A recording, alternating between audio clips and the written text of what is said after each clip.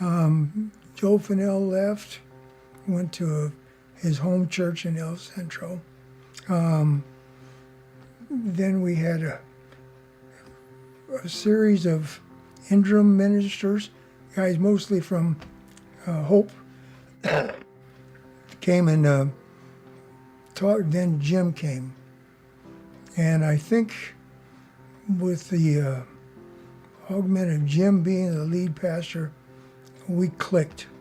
Jim and Glenda came with their children, 4 children, and is it 5? Yeah, well, who'd I leave out? Sorry, but yeah, 5. We had been church shopping, actually, and we had been to 7 churches on 7 consecutive Sundays. We had moved to Thousand Oaks from Malibu, and we were looking for a place to land, and it just wasn't working. And honestly, we came in that Sunday, and the little old building looked like a dentist office. We said, "What is this?" Mm-hmm. And we came in and sat down, and Jim's message that day, he was talking about the Miami Dolphins and the no-name defense, and he applied it to the Bible. I go, darn, this is the place for me, because he struck a common chord. Jim and Glenda have been just amazing role models to me, and Jim has challenged me and showed me gifts that I didn't know I had, and asked me to do things that I shook my head, and he helped me to learn how to say yes to the Lord. And with the Walk Across America and things like that I saw how if we follow Jesus just one step at a time, he will bring us to places that are far, far beyond. Because the community was building, we had to do improvement work on Reno, whatever it was called. Street improvement. Street we had to improvement. Put curbs and some asphalt down on the curbs. Yeah, and so down on the street. between our memories, we said it was $17,000 plus a little bit. On a free will offering on a Sunday, $17,000 plus postage was collected. I mean, that brings tears and chokes me up right now. We did a lot of projects, yeah, and I think that was kind of one of the best things was that you were involved. You know, I mean, you came, worked on the projects. You'd spend a half a day or a day sometimes, but you really got to know everybody. That's the part that I think impacted me the most. Was there was always a place to be involved. And look, how can we not talk about the Mexico trips? Your family deeply invested in that. But man, oh man, what an experience it was to go sleep. I went 5 times, and to go sleep in the quarry 5 times was a life-altering event, you know. And there were so many funny things that happened while we were working very, very hard. Really, when you think back upon it, I would watch children of those families having nothing more to play with than a block of 2x4 that was cut off from a construction site. And that was their car, their truck, their toy soldier, the house, their mansion, and a dirt pile was, you know, Everest. And I think, wow, though I never came home from Mexico feeling as if I had it better. I never did, because I thought those people were happier than we were. And that's a very sobering thought, very sobering thought. So I think it was a wonderful, wonderful experience, and I'm glad I remembered that. I'm going to think back to one time when the kids they used to love and come and toilet paper our house. And so we'd go out, and of course in the morning it'd be total schlock out there. And so we went around and we got the parents' permission to get back even with the kids. That's right. And so while they were at school, we went around and they let us in their house, and we got a yarn, twine, string, toilet paper, everything we could think of, and we totally We annihilated annihilate their room. their room to the point where they couldn't even walk in. I mean, it was like a big spider web of stuff. And I don't know how many kids there were, 6 or 7 of them that Took we us were all able to day. do that. It took us all day, but what a blast it was, just being able to get back at them. And of course it continued to go on because they got back again. But those are some of the fun things one of the fun things that we did with the kids. It was just such a fun memory. As the church was approaching its 30th anniversary in 1995, it continued to grow. More and more people were coming to the Lord and getting involved. Wednesday nights were bursting at the seams with activities for everyone. Soup and salad, adult choir, kids under construction, children's activities, youth programs, and adult classes were quickly outgrowing the space we had. What was once a future dream for expansion became a practical necessity to support the growing church family. God was working in amazing ways, and the church was on the verge of a new and exciting season ahead. And then we came in with bulldozers, and I remember that was the first day the rain was going horizontal, was the day that we demoed everything.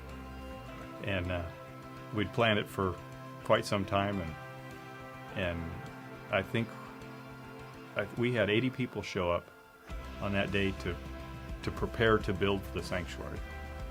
And the rain was going horizontal, and we got it all done. It was a pretty amazing day to see God's hand at work. Building the worship center, I mean, that was a major project too. We've got a wonderful building there, and it's I can remember it from the foundation up. I mean, I remember all that's gone on there. Rick Brower did the beams, the carpentry work. And walking on that beam. And walking on the beam. You We had remember that? We had a picture in the paper of Rick walking the beams, which was a good advertisement for the church. I don't know what OSHA would have said, but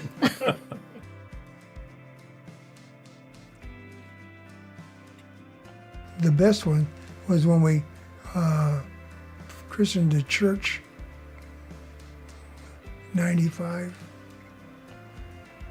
That first time we went in there, how awesome that was. After being squeezed in that little room down below to go up into that, that was really awesome.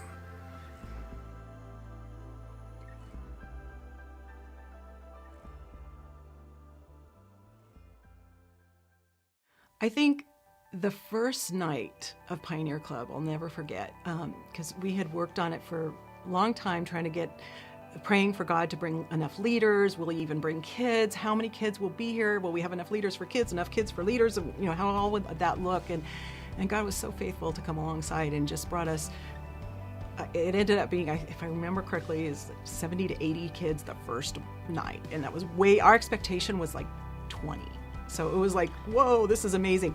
And I'll never forget Mary Jo and I walking around, peeking in all the windows and looking in and seeing the leaders singing songs about Jesus to the kids, reading scriptures with them, having fun games that taught them life lessons about Jesus. And she and I just looked at each other, and we both had a tear in our eye, and it was just like, God's working here. And we just have kids like literally stay there, like they'd show up at right after school, and they'd literally be there until 11 o'clock at night, sometimes later. And then we just saw like a lot of lives change through that process of just spending time with young people and pouring our lives into their lives and saying, you know, as youth leaders and as pastors, like that youth are valuable and that God cares a lot about them, and that we have high hopes for what God's going to do through young people as they understand that they're loved by God. The best things about the youth ministry was like going on trips with the young people and taking them on journeys that would mainly expose them to things that they've never like experienced before. So taking them to like an inner city and working at a church in an inner city or at a food bank, taking them to another country and helping them to see like what third world issues are and what it's like to like worship Jesus in a third world country, and partner with our brothers and sisters, and you know, and we've been to Ecuador, Chile, Peru, Mexico, and to be able to take youth like to those places and let them realize that the world's a whole lot bigger than we know it to be, but that there's strength in the brotherhood of Christ. And so for them to just come to those realizations and then come back and just be stoked on what God's doing. We went to so many camps. I've traveled so many miles. Like, I've always wanted to put together like a map just to see like all the different places that we've gone for the sake of God's kingdom, and taking youth on those journeys. Like, we just never forget them. Throughout the 90s and into the turn of the millennium, the church again continued to grow, with vibrant children's programs like Pioneer Club and a youth group that seemed to fill every room. There was an air of excitement, and more families were making NPFCC their home. Again, our current facilities were reaching their capacity, and the leadership at the church began to dream about what other ministry opportunities would be possible as a result of the third phase of our campus expansion. Plans to build the Family Life Center began. We would go out there after sermons and we would stand there, and as a church body, we would look at the grass and the knoll and envision the building there. And at one time we all joined hands and made a circle and envisioned the building, and just looking at it, and the excitement was palpable. The vision that our elders had was, I couldn't picture it, but they knew exactly what they wanted.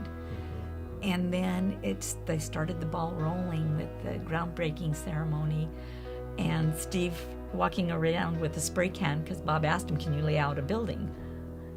So he took a spray can, and God did the rest. Larry Grounds was our neighbor, and Ruth and Larry. I miss them. They were, and Larry wanted to come help. You know, I can't remember how old he was, 150, I don't know. He had to be in his 80s. In his 80s, and he insisted on helping. And one time Ruth went out of town. She said, keep an eye on Larry. I'll watch him, Ruth. I'll watch him. She had to go see her sister in Oklahoma or something. And I turned around, there's Larry up on this 8-foot scaffold walking around with the brick masons. You know, and I had to try and get him down. I found another time going up the ladder up onto the roof. The roof of the FLC's up this 18-foot ladder going up to the roof. Had to get him down, but he just couldn't stop him. It was fun working here because I could always look up and see the cross. It was huge for me then because it was all new to me, salvation and forgiveness, and understanding finally what the cross really meant. I saw the cross a lot when I was here working.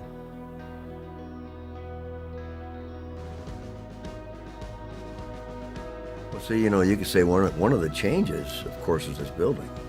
You know, and we used to have a rolling hill here and grass, and now you hear a volleyball team. You know, so there's sports being played here. This is it's changed a lot in the number of years that we've been here. You know, we have upreach, inreach. There's a number of different words that they use, and outreach. And how are we going to use this building to bring the community into our family here? Since the Family Life Center has been built, its reach has been significant. Classrooms during the week are used for everything from recovery groups, English as a second language, So What, Bible study fellowship, life groups, even community homeowners association meetings. The list goes on. On Friday and Saturday mornings, people from all over the community benefit from our 5 Loaves food pantry. Our gym is constantly filled with sporting events, concerts, church services, conferences, retreats, movie nights, Super Bowl parties, countless potluck dinners, and every once in a while, a friendly game of dodgeball. We've been honored to host the Christmas shop year after year, last year serving over 700 families. And let's not forget our children's ministry, which crowds the classrooms and halls for Sunday morning kids' church and Lift on Wednesday nights, filling the building with laughter, singing, and reciting each week's memory verse, letting us know our future is bright. We are truly blessed.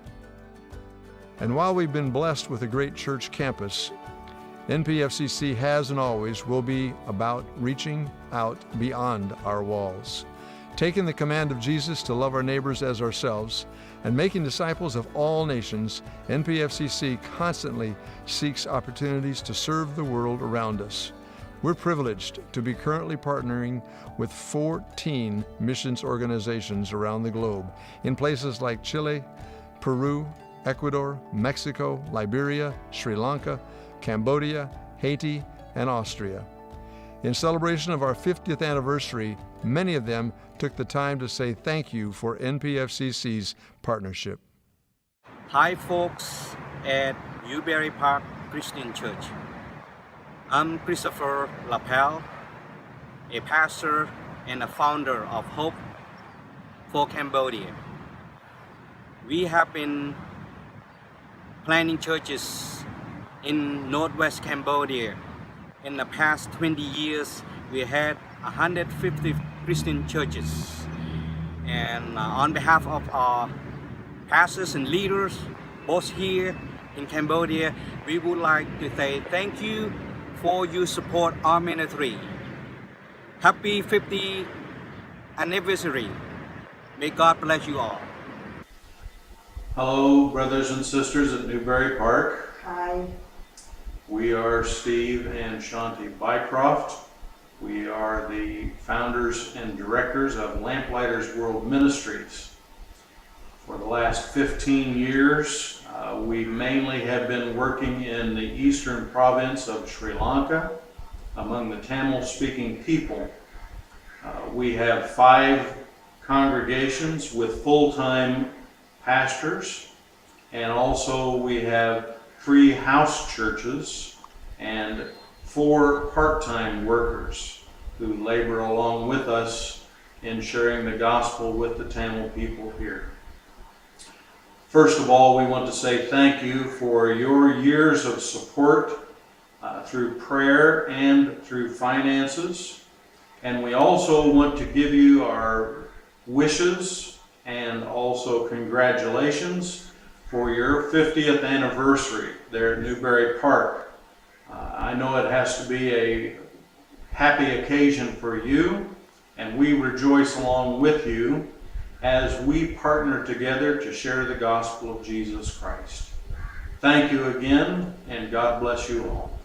Greetings to the Newbury Park First Christian Church. I'm Joe Garman, founder and president of ARM Prison Outreach International. We minister to incarcerated men and women in all 50 states of America, plus on 6 mission fields around the world. We have just over 17,000 prisoner students in our Bible Correspondence School for prisoners, and we're also the National Distribution Center of Bibles to jails and prisons on behalf of the American Bible Society in New York City. We thank the Newbury Park First Christian Church for your generous and faithful support of ARM. God bless you. Hi, Newbury Park First Christian Church. We are Greg and Vicky, Benjamin and Matthew Saverson. We're here in Pachuca, Mexico. We're here serving the people of Mexico through church planting, discipleship training, leadership training, and children and youth ministries. We just want to say thank you for supporting us for the past 14 years. We couldn't have done it without you. Muchas gracias. Hi everyone at Newbury Park First Christian Church. This is Dave Krause. I'm the Executive Director for Angeles Crest Christian Camp. We want to thank you for all your support over the years. Thank you so very much. Los niños de Baja les damos las gracias por sus oraciones y apoyo. Muchas felicidades. Dios les bendiga. Hi, Newbury Park First Christian Church. We're the Phillips, and we live here in Chile, and we minister to people in Santiago, young people, young families, doing innovative church planning, and we also have worked a lot with families and victims of earthquakes and tsunamis in southern Chile. We want to thank you for all the years of support, and we want to say Happy 50th! Hello, Newbury Park First Christian Church. I'm David Wright with TCM International Institute, and I'm here in Indianapolis at our global headquarters. You likely are more familiar with our facility known as Haus Edelweiss in Austria. In partnership together with you, we are equipping thousands of men and women to preach and teach the gospel to over 100,000 people every single year throughout Europe, Central Asia, the Middle East, and Africa. Thank you. And we wish you, Ken, Jim, all of you there, Mark, we just want to wish you a very happy 50th anniversary.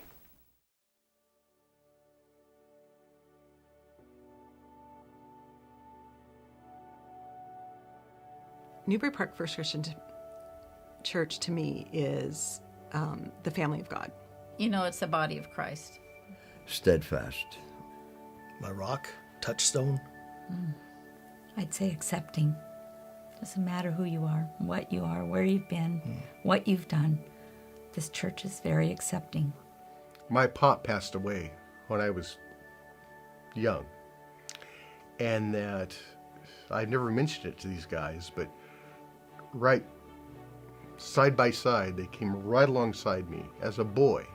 And without fail, Bob Zeller was around. John Stroud was around, checking in on me, checking on my brothers Robin and Chris, checking in on Mom. The women in the church came side by side with Mom to be good sisters in Christ. Family oriented. I'd say it's intergenerational. I feel like this church has been a family for me, especially because I lost my mom at 19, and I had the opportunity of a lot of people in the church just coming around and surrounding me, and just being a parent when I needed a parent, when I needed to talk to somebody, or just taking care of us.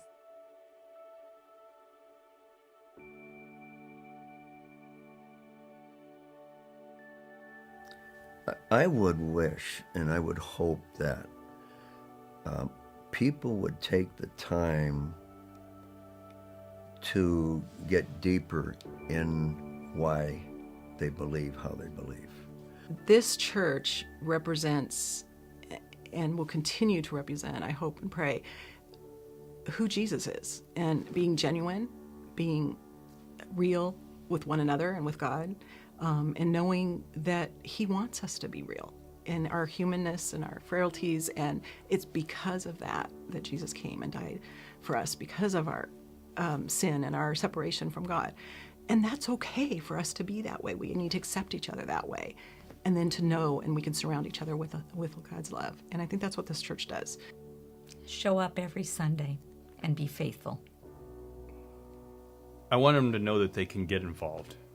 They need to get involved. That's important. One of the things that I hope they understand, and I wish there was a better way to teach them other than experience. Give it a try, because it's amazing to see God show up. If I were to say something to the future church, I would probably say, you know what, just follow God's word, keep to it, and remember that we have younger people and that we want this to be passed on, and so to really think about them and where the direction of maybe their focus is, not take away from the Bible, but just to reach out to them because they are our future. The promises that God gives you if you stay close to Him are true. You will have His peace. You will have His protection. Stay close to Him. Read the Bible. Go off to a quiet place and just feel His presence and just enjoy being with Him and knowing that He will take you through anything. I think my dream for our church for the future is that mainly we're just showing people that God loves them. You know, like, honestly, that the people, when they meet the members of our church family, that they cannot deny God's love. Have faith. Just Nothing keep going and pray. that's more critical that your faith in the Lord and what He will do for you. Because that's why we're here where we are today, is through a lot of people with God's leading having faith. I hope that the Lord continues to bless this body and that they use what the people before us have provided for us through our faithfulness.